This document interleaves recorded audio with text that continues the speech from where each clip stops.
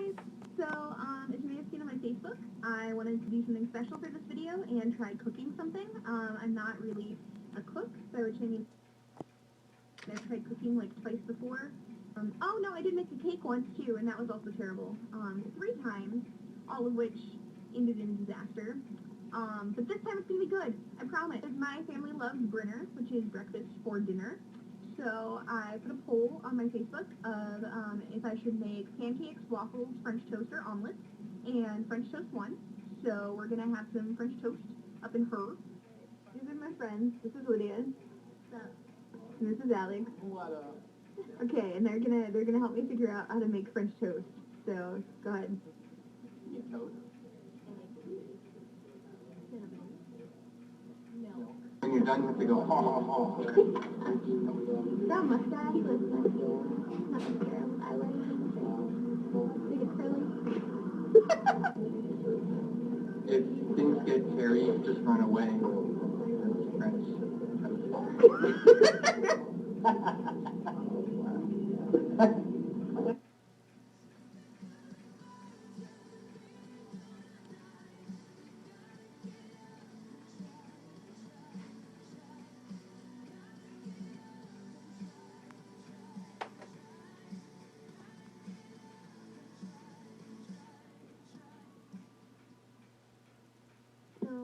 My family has everything we need to make French toast at my house, I checked, except for bread.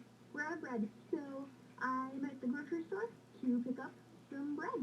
For no reason, there's like a million different kinds of bread. We have whole wheat, we have Italian, we have all these things that say special. I'm not sure what makes them special. There's a split top and sandwich. There's cotton wheat and split top wheat and regular wheat and multi-grain and whole grain and Texas toast and pumpernickel.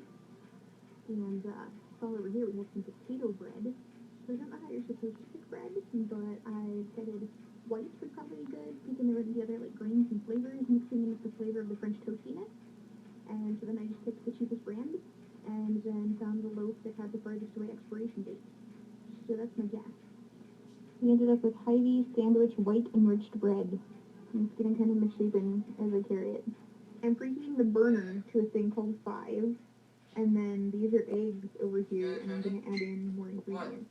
So this has 2 eggs, and a half cup of milk, and a tablespoon of sugar, and a half teaspoon of vanilla, and now I'm going to beat it with a fork. Okay, so you whisk until it's all foamy and looks pretty blended, and then you spray non-stick stuff that's called canola oil on the pan so the bread doesn't stick to it, and then you take a piece of bread and you drop it in and get one side all eggy, and then you flip it with the fork and get the other side all eggy, and then you scrape the egg droppings off of the bottom so it doesn't have weird parts that cook unevenly, and then when it's all ready to go, you put it in the pan, and you lift the egg with the fork to see if it's brown enough, and if it is, then you flip it, and then once both sides have cooked, and the egg is not raw looking anymore so that it's safe to eat, then you take it out. So we learned 2 lessons. 1, do not try and move the bread from the bowl to the pan with a fork, because it will get a giant hole in the middle of your slice of bread. And 2, if you don't have enough egg, and you try and just use a little bit at the bottom, it will not brown very much, and it will look like this, instead of like this.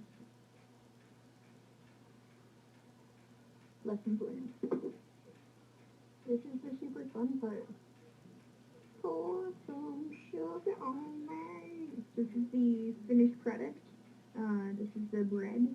It's all toasty, and you put sugar on top of it because that's what makes it French toast and not just toast. And there's little egg stringies still hanging off of it because I put too much egg on it.